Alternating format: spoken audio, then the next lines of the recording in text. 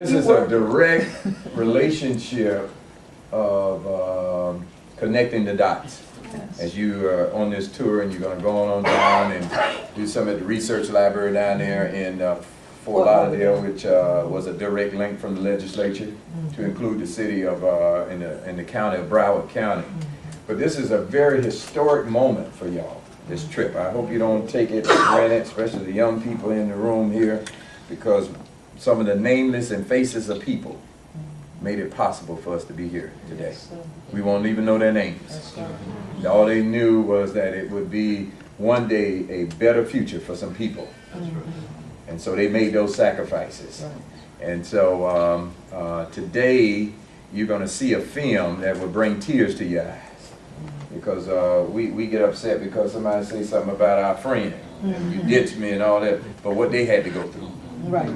All they knew, Queen, that there was a place in Florida where they could be free. That's we don't know how we're gonna get there. We're gonna just keep walking. That's it. And they kept walking till they got to here at Fort Mosé, and they were free. I mean, they had their own operations of how to survive, and what we talk about today, our own economic development that we talk about, stores and funeral homes and all that stuff we have in our communities back home, where they not only came to Fort Mosé, but they fought to keep Spanish Florida, right, as we know it today, as Florida. They fought on that against the French. And my good friend in the back, Rick Romwell, told me just a few minutes ago, in a few years, I think it's 12, 15, we're going to be celebrating 450 years of St. Augustine. And let me tell you, if it had not been for Fort Mosé and those African descendants coming here to protect, see, the fort surrounded the city, so we kept the people out. Right. And so, Queen, I want you to join me, because I know you travel all over the. I'm like Tom Jonah. I just want, when you put this up, so I can be up in there, because I know you got awards from all over. I wanted to make sure that my little award down here. Hello. And I got to get on up there and get that. It says a Florida State proclamation by Senator Anthony C. Tony Hill. Proclamation recognizing and honoring Queen and the head of the state of the Gullah Geechee Nation, and welcome her to St. Augustine, Florida. Whereas in 2006, the U.S. Congress designated the Gullah Geechee Cultural Heritage Corridor to extend from Wilmington, North Carolina, in the north to Jacksonville, Florida, in the south, and established the Gullah Geechee Cultural Heritage Corridor Commission, which is composed of members from each state in the corridor: North Carolina, South Carolina, Georgia, and Florida. And Queen Quet is a member of the commission. Let's give her a hand. She's a member of the commission. That is the only commission that recognizes contributions from African Americans in this country. Okay, we want to thank Brother Clyburn for, you know, sometimes we get in these lofty positions, we forget where we come, but he did. He remembered. And now our great-grandkids will be, as they said, Brother Rummer, what are these 12 stones? Now we'll be able to tell our grandkids, say, in North Carolina, in South Carolina, in Georgia. Whereas Queen Quet was one of the first of 7 inductees into the Gullah Geechee Nation Hall of Fame. She received the Anointed Spirit Award for her leadership and for being a visionary. In 2008, she was recorded at UNESCO headquarters in Paris, France, and at the United Nations Conference in order to have the human rights story of the Gullah Geechee people archived for the United Nations.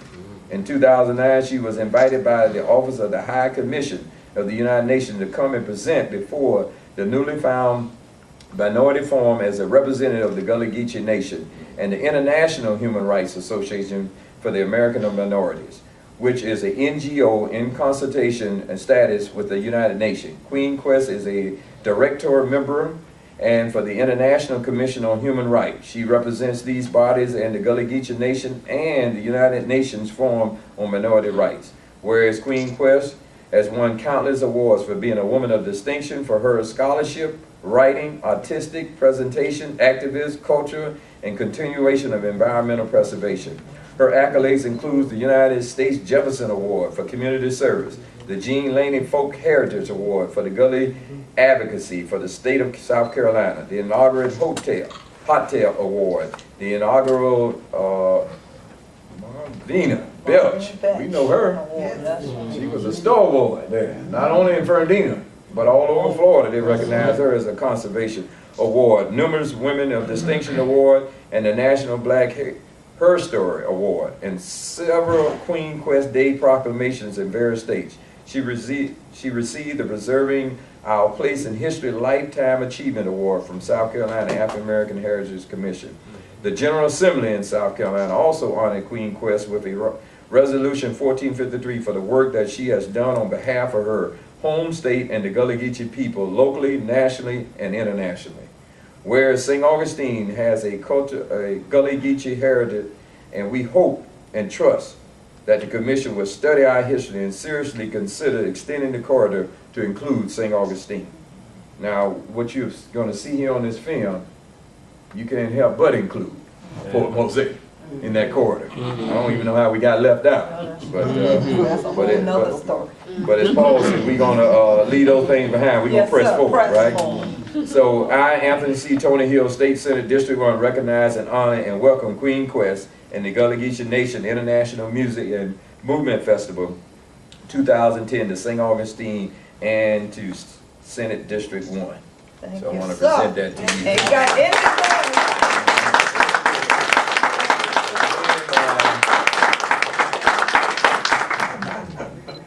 15 years ago, I brought the Our Story and Heritage Conference to St. Augustine. And the point of that conference was to show that Fort Mosé was the site that Gullah Geechee ancestors came to from Carolina. There was no marker. There were trees here at this site. Because when we wanted to come to it, they said, what you want to do there? I mean, it's woods. And so the exhibit at that time was, you know, those science boards that the students get? That was the exhibit on Fort Mosé. And we had our conference in Lincolnville. And we had that exhibit in Lincolnville. And that was the first sense of enlightenment that a lot of people here seem to get about the importance of Fort Mosé and what was done here. And especially the Carolina connection that dated all the way back to the 1700s at a minimum, you see. And so to be here now, standing in a building, trust me, we have come a mighty, mighty long way.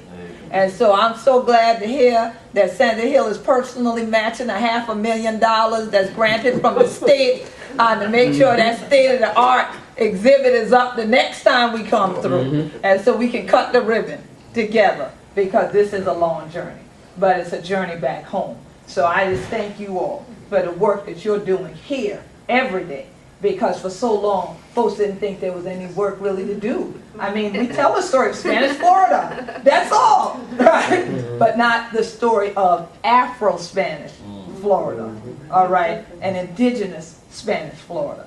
And it is here, and it's alive, and everybody that's here. So I just had to share that. And That's what I'm telling people now. We're telling people this is where our ancestors came and they were free. That's right. See? See, we were slaves on these plantations. That's we were free. Right here. That's right. And we strived.